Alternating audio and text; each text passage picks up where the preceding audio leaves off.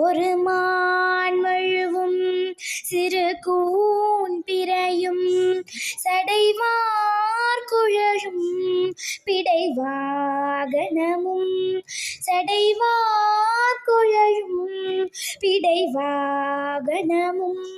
கொண்ட நாயகனின் குளிர் தேகத்திலே நின்ற நாயகியே இடபாகத்திலே நின்ற நாயகியே இடபாகத்திலே ஜெகன்மோகினியே